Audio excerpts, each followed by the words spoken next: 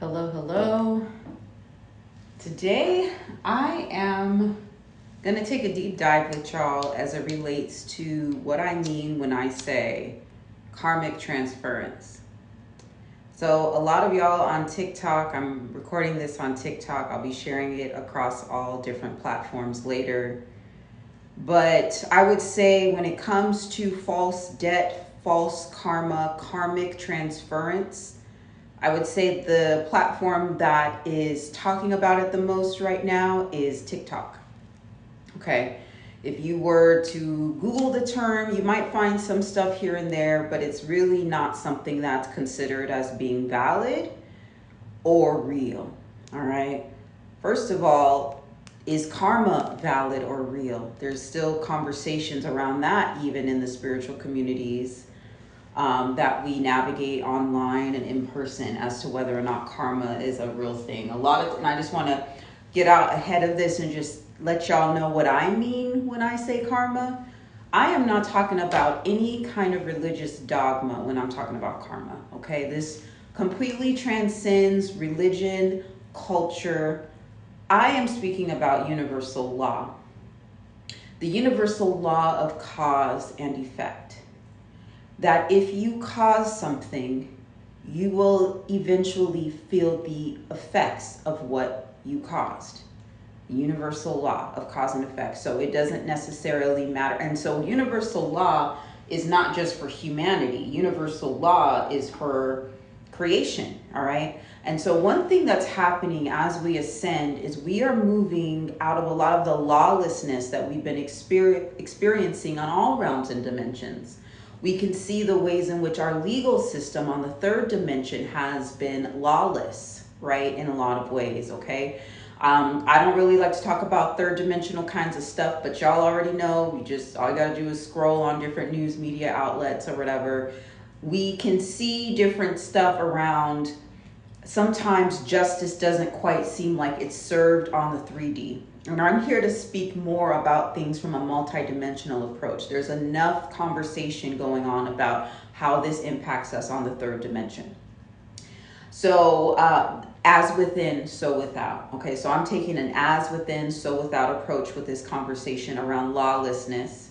All right, so if we're experiencing forms of lawlessness as it relates to justice in the third dimension, as within, so without, as above, so below, then that is also something that is being experienced in all other realms and dimensions. Okay, so we are moving into creational law. All right, as we ascend, as we align with what is known as the great central sun, not the solar sun, but the sun that we used to align with long ago when humanity and the earth was of more of a magnetic vibration, not electromagnetic, but magnetic vibration. We are moving in alignment with the great central sun. And just to give y'all context, right, we're supposedly living in the third dimension right now, give or take. There was a time where the earth was vibrating within the 25th dimension, all right? So you have to really contextualize how many falls in consciousness have we had as a result of getting from 25D to 3D. And 25D is by no means the highest dimension, right? But this is just where we were once, last time we were in alignment with the great central sun. To align with the great central sun, you don't look up, you look down, okay? You ground, it's going to be based upon the grounding that you do. That's going to magnetize you to the great central sun. And thank you for y'all who are coming in. The way I've been kind of doing this stuff is I'm going to do the download, and then I'm going to, like, towards the end, I'm going to go and look at all the comments and answer questions, okay? So I just want y'all to know I will get to the comments. I'm going to kind of just do what Spirit wants me to talk about right now, and then I'm going to answer questions. And if you have to hop on, hop off, you can always find the full download of this on my YouTube channel at The Goddess Keys. And if y'all are interested in this kind of content, I talk about this a lot more and give a lot of tools and jewels on my YouTube platform at The Goddess Keys. So check me out there, subscribe there. And yeah, all right. So with that being said, false karma and false debt. I'm about to get real intergalactic with y'all as it relates to this, okay? So buckle up, all right? So before I talk about false karma, false debt, when I say karma, I am talking about the universal law of cause and effect, all right? Everybody abides by this universal law. This is creational law, okay? Creational law just basically states that if you are not within creating, and if you're in more of a resonance of destruction, that is lawless. You're being lawless, okay? So that's why as we ascend, we're moving more towards beauty, joy, creation, okay? It's going to be the folks who are creators that are going to be the stewards for the new earth consciousness, okay? So that's why a lot has been done, a lot of the brainwashing that has been done to get us to give away our creations, doubt our creations, think that creativity is a waste of time. That's because the earth has been within a state of lawlessness, okay? So we, to get to creational law, first and foremost, we create, we honor our creations, all right? So with that being said, if we cause something, if we create something, we honor that creation and we balance it out, okay? We experience the effects of that and we learn from our creations, right? And the idea is not to be perfect. The idea is not to be high and mighty. The idea is not to utilize karma as a weapon or a means of punishment, which is what it's been used for a lot. So I'm not talking about karma in that way either, okay? That's also been a brainwashing thing. We all have karma. A lot of times we like to say, oh yeah, all that bad stuff's happening to that person over there because they must have just messed up in their past life. They must have done all this dirt. So, hey, look, now they have to experience karma. That can be true, but that is only such a sliver of the story because of false debt and false karma. A lot of beings that have been running amok on this planet have been deferring karma onto other people. Not just one person in particular, like not just one person over here, one person over there. They have been deferring karma onto entire lineages, all right? And this has been an ancestral thing that's been happening generation after generation after generation, okay? And a lot of us have perpetuated this and have participated in this in the unconscious realms.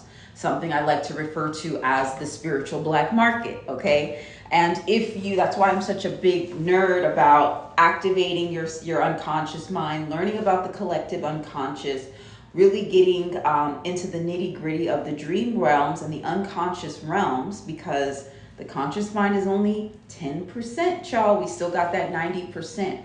What's happening with the 90%? So when I talk about false karma and false debt, we are getting at that messy, murky 90%, okay?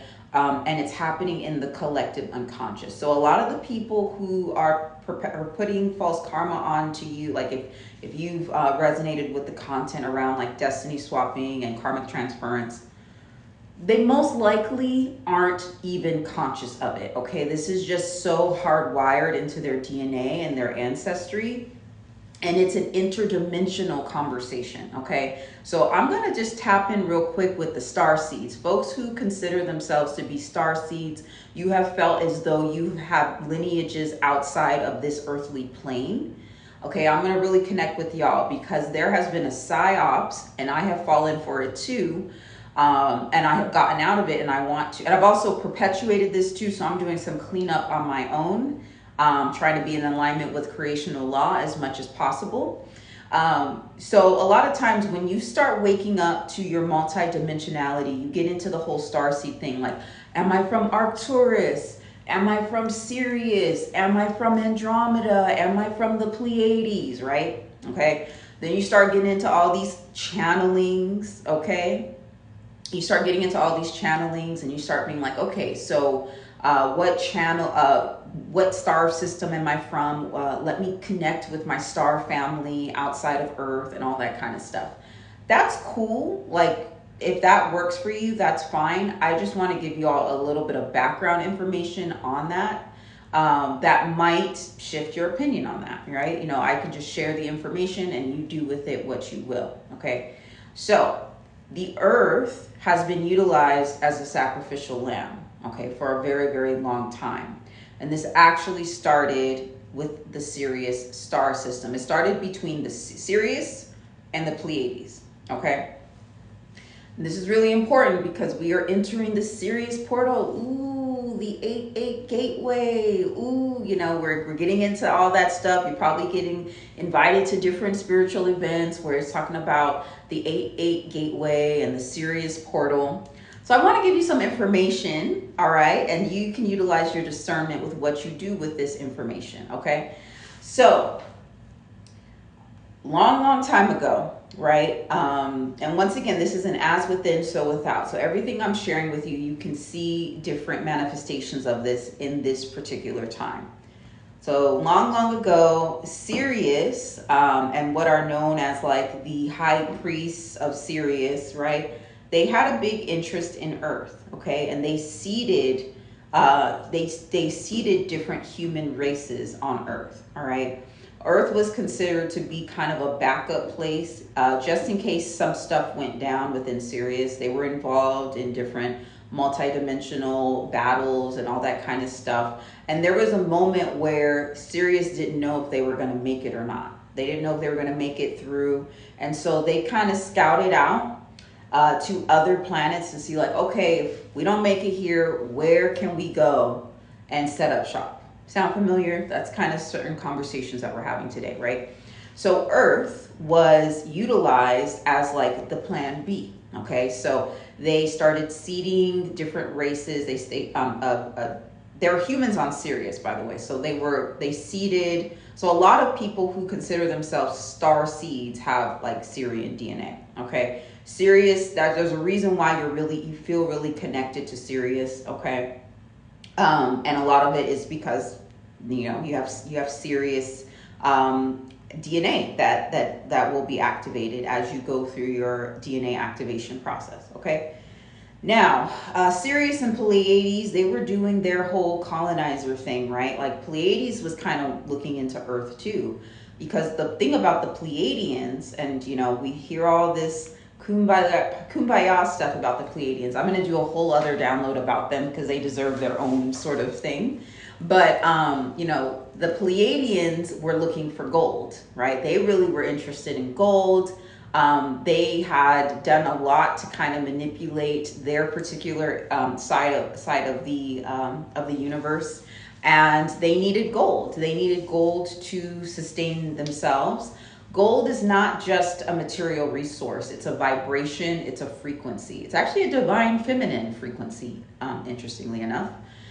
Even though a lot of times we think gold is masculine, silver is feminine. It's actually, that's an inversion. It's the opposite. Gold is feminine, silver is masculine. Again, another conversation. So the Pleiades was interested in Earth for gold. Sirius and Pleiades, they were having beef.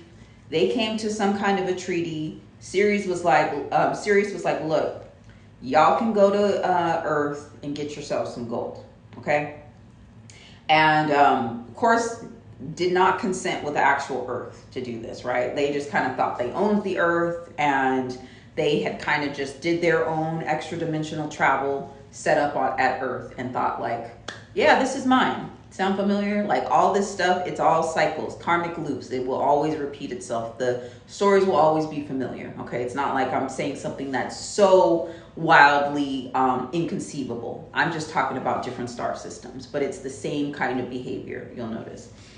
So anyway, that's kind of how the Pleiadians, or who are known as the Anunnaki, people say Anunnaki, but a lot of times like in the spirit realms, it's Anunnaki. So anyways, that's how the Anunnaki got to planet Earth, was through a deal with Sirius, okay? Sirius, why would Sirius make such a deal with the Earth? Because it was more of an asset for them to be leveraged as opposed to an actual living, breathing planet and consciousness, okay? So another thing that Sirius did was deferred a lot of their karmic debt, because A lot of these planets and these beings, they know all about the universal law of cause and effect. We've had our consciousness and a lot of our knowledge stripped from us in a lot of ways. That's why we're still, a lot of us are still kind of like saying, well, is karma real? Is it not real? Because we weren't supposed to think that it was real. All right. We weren't supposed to be worried about karma at all, because we were supposed to be sacrificial lambs and hold the karma of other star systems. And other star systems really had a field day with Earth and humanity as it related to karmic transference. Karmic transference is an interdimensional thing that we need to look at. It's not just something that's happening Earthside within humanity. It started interdimensionally, okay? So that's the first thing to really think about, all right? So this started off planet. It was just like how the way karmic transference works in the micro. You have a sacrificial lamb of a family, all right? There's usually like a person who's known as being the screw up. The person can't get their life together. And it even it happens like in the rich families too. You'll see it as well. And it's just this one person who's just like a screw up, like, but nothing just seems to go right for them. Okay. Sometimes what's happening is there's actually a subconscious vow, oath, and agreement that was taken for that person to be the karma burner of the family. You're going to take all of our sins, right? And you're going to process through them so we can live and do our thing. All right. The same thing as the story of Jesus Christ. Okay. So a lot of things in our society have tried to get us to normalize this behavior of sacrifice so that we'd be okay with this dynamic. Okay. But this is out of alignment with creational law. And as we ascend, we are moving into true law, creational law, being responsible for our creations. And so some folks might be like, well, you know, because sometimes, and I had this narrative too a while ago when I was in my spiritual awakening, there was a point where I was like, I'm supposed to take on planetary karma. I'm supposed to heal karma that's not mine. And that's me serving as a light worker. Okay, and so there's sometimes you'll even find some of that in the starseed communities of like, yeah, we're supposed to heal planetary karma. And really the way creational law works, the way the universal law of cause and effect works, is that we need to be responsible for our creations. We're disempowering beings by trying to take on more than we're supposed to take on, because then they don't learn their lessons either, okay? And then that means that the scales are not balanced, okay? So this is us getting out of this sacrifice programming, this codependent thought form, this empath programming. A lot of folks who were programmed to be like super empathic as opposed to compassionate, a lot of times we just kind of absorbed a lot of people's emotions all around us. And we were considered like a dumping ground for stuff that just wasn't ours, all right? And so now we're seeing that weight is really, really heavy, and we're being called to pack light. The earth is doing the same thing too, okay? We definitely can see the way the earth has been mistreated because she has been used as a karmic dumping ground, as within, so without. Her resources have been exploited, okay? There's a reason why gold is such a coveted resource. It's divine feminine energy. The gold, what is known as the golden octave, the golden frequency, is coming back onto the planet. It's not something that you can find physically. It's something that you will internally activate, okay? Especially as you heal and clear a lot of the karmic burdens and you start returning false debt, you will begin to embody this golden frequency, okay? It's something that we all have access to, but it's been forgotten about. And gold is the frequency and the vibration of love. And there's a reason why the beings of the Pleiades had to go outside of their particular area to go find it. Because a lot of times, like, they were operating out of alignment with love. That's why they didn't have gold. That's why they had to go outside, okay? And that's how it works. And that's why, you know, when we see this fight for resources, a lot of times it's it's indicative of an internal conversation that's happening vibrationally, okay? So all that to say, Sirius is not as innocent as we think they are, okay? A lot of times we like to talk about the reptilians and the grays, like if we get into like the whole starseed conversations, like, the reptilians are evil, the Greys are evil. And like there's a lot of beings out there that have done their dirt. But I'm going to talk a little bit about star systems that have been caught up in karmic transference as it relates to the Earth. Sirius being one, okay? Sirius they were trying to ascend as a collective planet, but they did not ascend in a way that was in alignment with creational law. They did something that we see a lot in spiritual communities today, where they wanted to ignore their shadow and only focus on the light.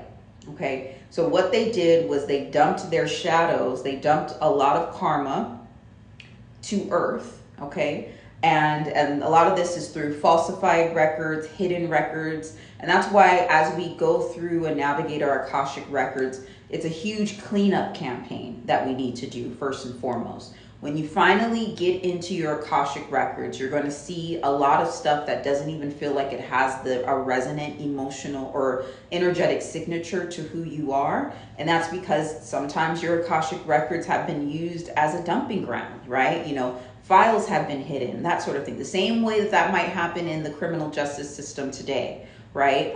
Where if, you know, a case is needing to be botched or whatever to stir justice on a particular side, sometimes files will go missing. I don't know where that is. I don't know what you're talking about. Like same thing, as within, so without, as above, so below. Okay. So a lot of this was done through trying to combust, they call it combust karma. Get rid of it, you know, pretend like it's not oh, that's not mine, that's yours over there, you know. And a lot of that was also projected onto the humans that were seated on Earth through Sirius, okay? So there was this weird master-slave dynamic. Before the Anunnaki even came to the planet, that was already a thing that was going down. There was already some weird slavery dynamics that were in the works. Not now, the Anunnaki, they took it to a whole new level. Okay, they went, you know, as they say, new levels, new devils.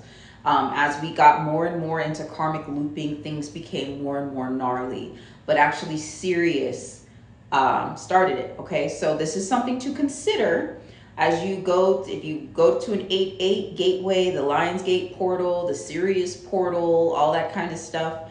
Really think about what is that about, okay? And I'm going to just make a quick connection with that. So the Sirius portal is really close to the 4th of July. We just had this holiday. I'm in the US right now.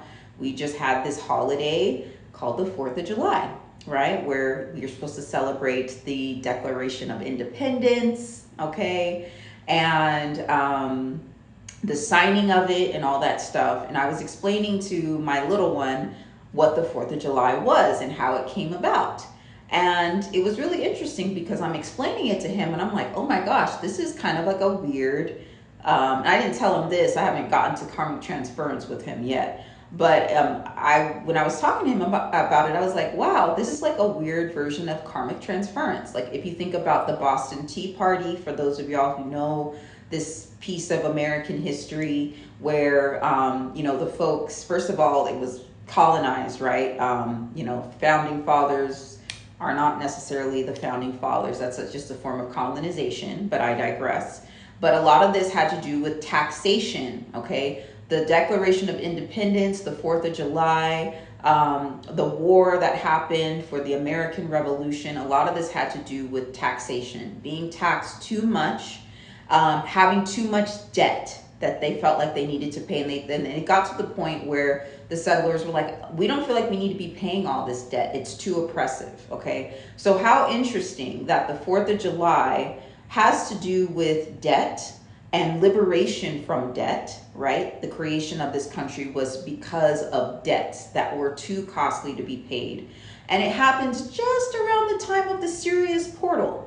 It's just something to think about, okay? When we think about karmic transference and just, you know, I would definitely say in this particular time, be really mindful of karmic debt right now, okay? And making sure that you are taking on debts that are truly yours. Like we all have karma, and definitely heal the karma that's yours, but get into the habit of sending back the debt which is not yours, okay? So if you connect and align with Sirius, you might really want to think about false debt and how it might manifest within your reality. The Pleiadians are another star system that really participated in false debt. They brought over a pyramid Merkaba system to the planet, okay? You notice how it's interesting how, you know, lots of people love going to Egypt and stuff, and we have these like pyramids in different parts of the world, but you always notice how like the places where the pyramids are, there's like some real extreme poverty in those areas. Like, you know, I hear a lot of times, I actually haven't made it over to Egypt yet, but something I hear quite often for folks who do go on their spiritual pilgrimages is that, you know, they go to Egypt to see the pyramids, but they're always like, yeah, but it's just, you know, it just seems like there's so much poverty over there, and, you know, this, how did things get this way? It's very intentional how that stuff happened. It's because of pyramid technology. Pyramid technology is not this high and mighty, like spiritual zenith kind of thing. It's actually meant for a few people to be on the top, and then like for those people to get on the top through the backs of others. Okay, so you'll notice that, you know, notice where you see pyramids at, and look at how people are living around the pyramids. All right, and it'll be pretty illuminating. All right, so that's another way karmic transference works, is through like pyramid systems running in our etheric field as well. Merkaba systems running within our etheric field as well. Another star system that has had some issues as it relates to karmic transference and deferring false karma and false debt on Earth, Arcturus. I know, like all these people, so far I've talked about Sirius, the Pleiadians, and Arcturus, okay? And if you want to learn more about this, go to the website I've been referring folks to, Aligning with Earth. That's the website that I'm resonating with the most right now, and that's because it's been channeled through the consciousness of Earth, okay? And it's aligning with the great central sun. So I've referred folks before to like ascension glossary before. I'm not saying that their stuff is wrong per se. I just don't align with that website anymore. Okay, so I know folks have been asking me about that. And I'll go more into it at another date. And I'm not here, you know, we're all on our own particular journeys, but I like Aligning with Earth because it decenters humanity. It's not just talking about things from humanity's perspective. It's talking about things from the Earth's perspective, okay? And you have to think about it. The Earth is going to be the greatest record keeper that we have, if you think about it, okay? She's been here the longest, okay? And humans have this way of being manipulated. It's very easy for us to get manipulated by like false gods, non-physical beings. And it's just because our consciousness, so much has been done to our consciousness to bring us to a lower state. And we're reclaiming that, you know? So we're going to get that back as time goes on. But in the meantime, in order for us to ascend, we have to decenter humanity and really connect with the Earth and commune with the Earth. A lot of falls in consciousness happen because we were out of alignment with the Earth. And if we found a way to communicate with the intelligence and the information of the Earth, a lot of these falls in consciousness could have been prevented, okay? So anyways, if you're interested in learning more about karmic transference as it relates to Sirius, the Pleiades, or Arcturus, visit aligningwithearth.com for more information. I'm going to give you another star system that has also been in the game of karmic transference, okay? Actually, I'm going to give you two. Alpha Centuri, and that's when we get into the reptilian conversation. So Alpha Centuri and Andromeda, okay? So if you do feel like you've had ties to any of these particular star systems or planets that I just mentioned, you're going to want to just check in for that. There are these things in the etheric called ownership signatures. I'm going into this a lot in my Patreon this month. I'm actually about to release a meditation soon to start removing these ownership signatures. It's really interesting when you get in the etheric. Basically, ownership signatures are brands. You know, they appear as weird symbols and logos within our fields. And it basically says that we're owned, okay? And it could be owned by people, it could be owned by companies, it can be owned by star systems, it can be owned by a whole manner of things, okay? And the ownership signatures run really deep. Sometimes if you have certain ownership signatures, you're going to tend to live in a particular neighborhood. You're going to buy a certain car, that kind of thing. You know, they run really deep. Okay, so one big part of us as we ascend is to release the consciousness of ownership, this master-slave paradigm. Okay, and you know, it's really important that we get into this habit of releasing ownership signatures, because they act like a brand in the etheric, all right? And it holds together cords of attachment. And what happens, so in another live that I did that you can find on my YouTube, I go into cords of attachment and the nature of cords of attachment. So this is kind of a continuation of that conversation. But a lot of times cords of attachment, if we have a cord of attachment to a corporation, a star system, a person, etc., an entity, then it's a subconscious agreement that's happened that I'm going to give stuff that's mine to you, okay? And I consent to doing it because I have this cord of attachment. A lot of times the ownership signature is what locks it in, okay? So we want to be, you know, it's one thing, I talk a lot about revoking soul contracts. That's very important too. So I have a toolkit on Patreon that I'm sharing it with Patreon first, but I'll eventually share it with a greater community on how to revoke soul contracts and take you through that process.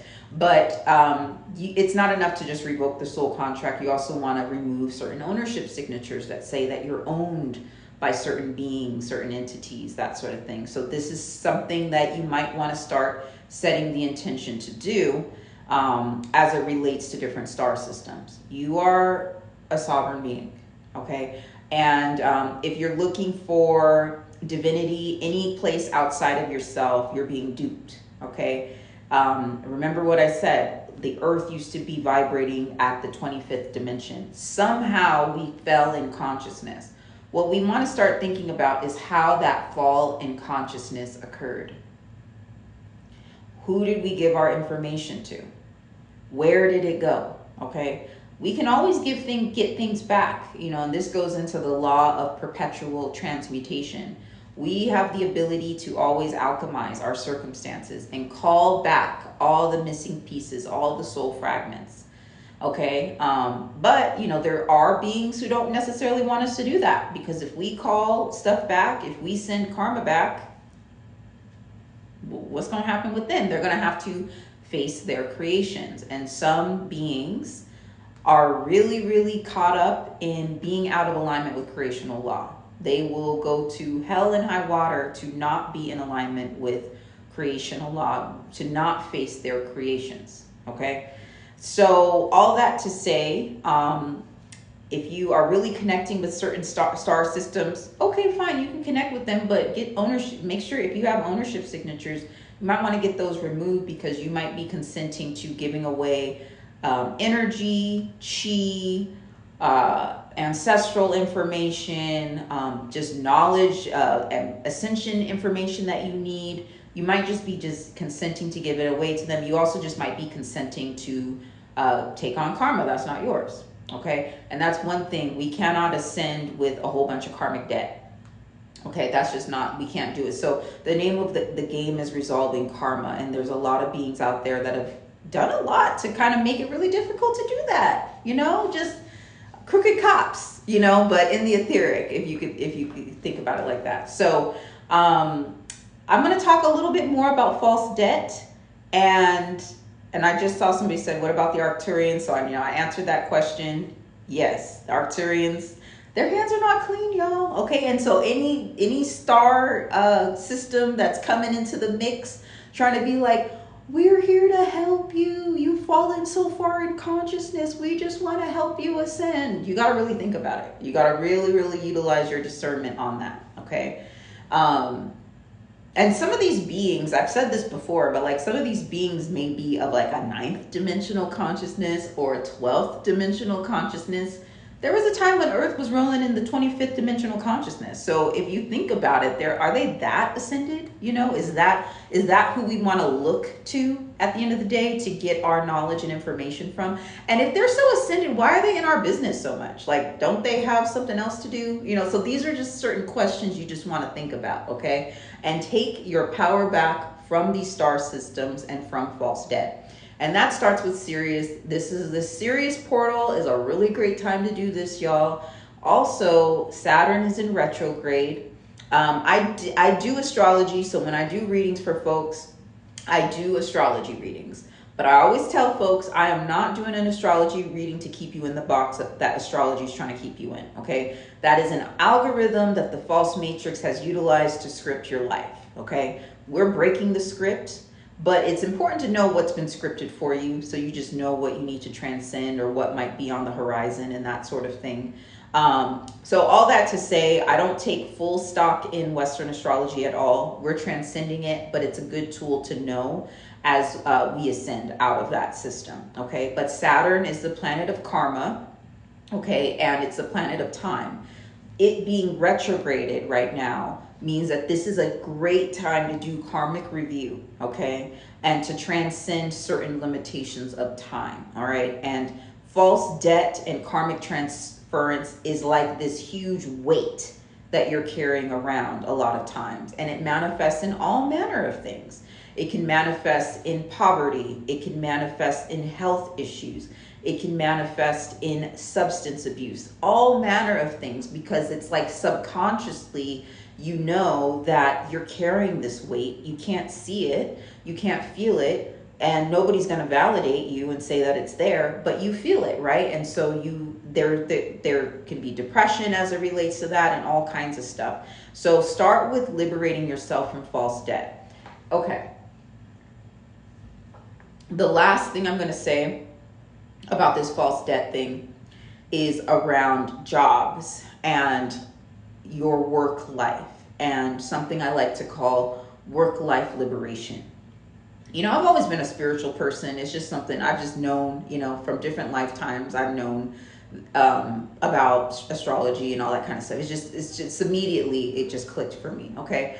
But my true spiritual awakening happened when I started to liberate myself from grind culture and toxic productivity. And I started to reclaim my power from it. And a lot of folks are going to find that their liberation journey starts with, or it gets to another level once they liberate themselves from some of the toxic ties that they might be having within different corporations that they're working in, or different businesses and that kind of stuff. And I didn't have the language for it at the time, but now I can speak to it. So a lot of people come to me and utilize my services because they are seeking to liberate their work lives. So I wrote a book called The Grind Culture Detox. If you're interested in learning more about what I mean when I talk about grind culture and toxic productivity, definitely check that out in the link in my bio. But essentially, it's this demechanization of humanity. You know, humanity, we were trained to be productive. And that was because we were trained to serve others. We weren't trained to find joy and love and all that kind of stuff. We were trained to be productive. And as we ascend, we are demechanizing humanity. And that means unraveling grind culture and how it has programmed us to be out of alignment with our souls. Okay. And I talk about this concept in my book called work-life liberation. Okay, you start with liberating your work life, and it frees up so much time because we get out of that paradigm of like, I need to work at least 40 hours a week to pay my bills and this and this and this and that, you know. And once you start getting out of that paradigm, it frees up the time for you to do this really important work of getting into your Akashic records, clearing karma, sending back false debt, revoking soul contracts. I did a whole sabbatical for like all last year. I was on sabbatical. I didn't take any clients. I didn't do anything because I was like, I literally cannot. I literally need the Akashic records to be my full-time sort of thing, you know? So I had to step back and I had to really go into the subconscious realms in order to go through a really deep level of training. And I couldn't do that and be of this world in the same way. And so if you guys are getting to that point, There's a reason for that, because it's way more bigger than whatever job. You're here way beyond just whatever job you do, okay? And paying bills and all that kind of stuff. There's a much, much bigger thing that you are here to do at this time, okay? So you might want to listen to your intuition, because what will happen is you'll get into a point where you'll just be made to not work. You'll just be made to, something traumatic might happen. It's like, oh, what happened? So just start planning your exit strategy now, okay? And this is a part of the work-life liberation path. So a lot of y'all, if you're feeling oppressed at your jobs, you probably have there's probably some karmic transference happening at your job, or false debt that's being projected upon you at your job. So this is something I take folks through in my Patreon, my genetic path cutting Patreon. And essentially genetic path cutter, well, first of all, it's for folks who know they're here to activate their DNA and clear karma, okay, and clear patterns of trauma and all that kind of stuff. That's what a genetic path cutter is. So if you know, like, I need to activate my DNA, and you've been that black sheep, dark horse of your family kind of thing, then that's you. You're a genetic path cutter. So the genetic path cutting tier on Patreon, you get all the meditations where you're getting into your Akashic records and going through this really deep demechanization, getting, clearing out the etheric implants, revoking soul contracts, all this kind of stuff that we do. But you're also getting the divination system that I've channeled through. I've done lots of tarot card readings, and I used to have all these tarot decks and oracle decks. I threw them all out because they were just getting in the way of the actual information that I needed, and channeled a lot through just my own kind of divination system, and also through studying the Aligning with Earth website. So the divination system's like a good 250 cards right now, and I update it quite frequently because things shift. And then also I encourage folks that I'm supporting with this divination system to add their own cards into their divination system. And this is why I make it a DIY system, okay? Let's get rid of all the fluff. Yeah, the artwork's nice and all that kind of stuff, but are tarot cards really here to help us ascend? We gotta think about that. Like, who created them? What was the consciousness? So anyways, this is the genetic path cutting system. Super, super simple. I am very, very interested in art. I love color. This is so like basic, but sometimes you need to just get through all the other stuff and just get to the information that you need. And sure enough, creational law, that's the first card. So anyway, you get the divination system. I'll walk you through with creating it.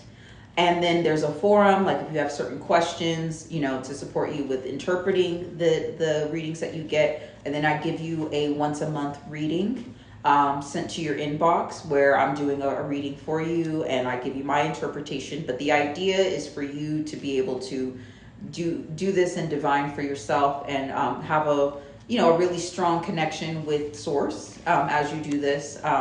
So it's like here to support you, but it's not here to just do readings for you. Ideally you're empowered to do this yourself, okay?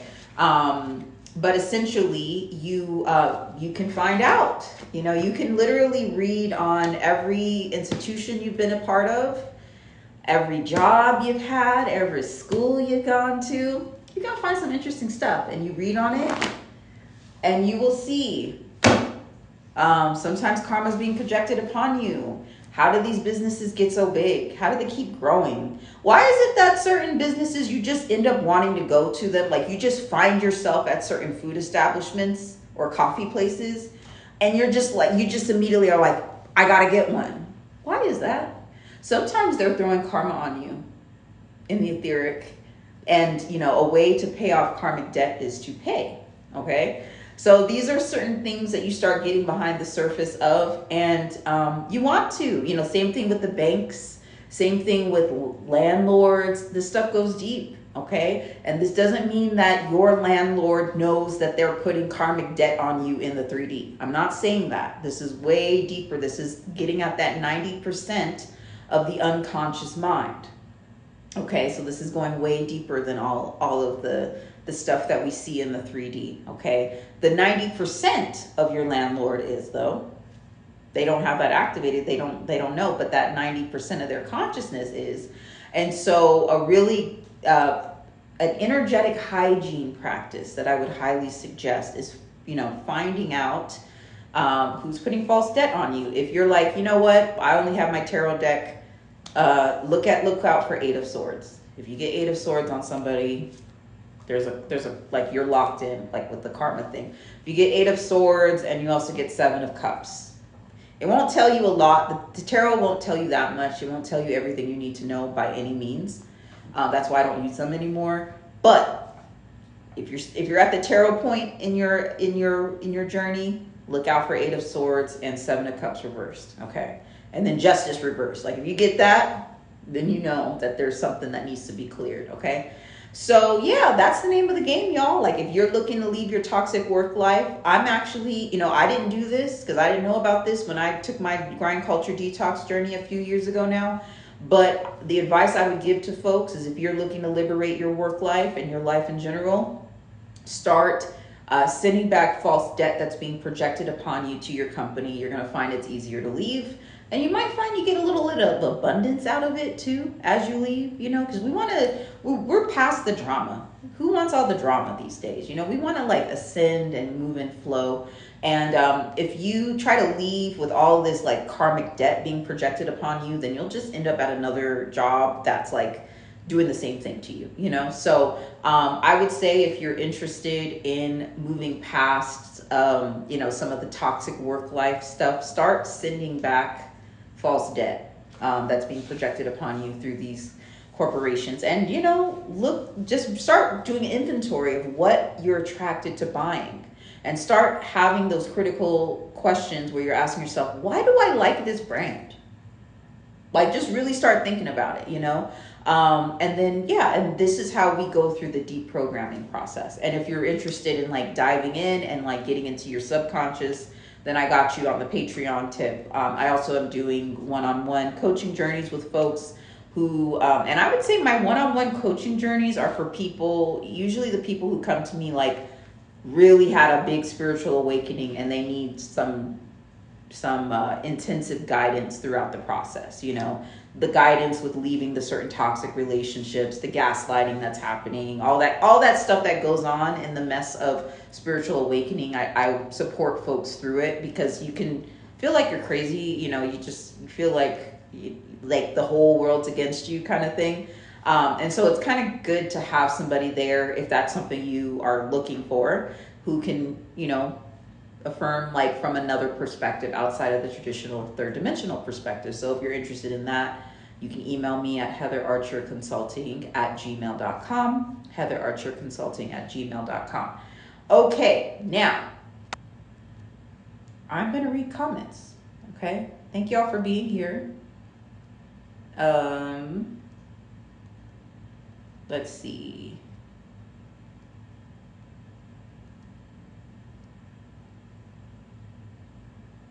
Okay, so someone asked, by any chance, do you have any info about ego death?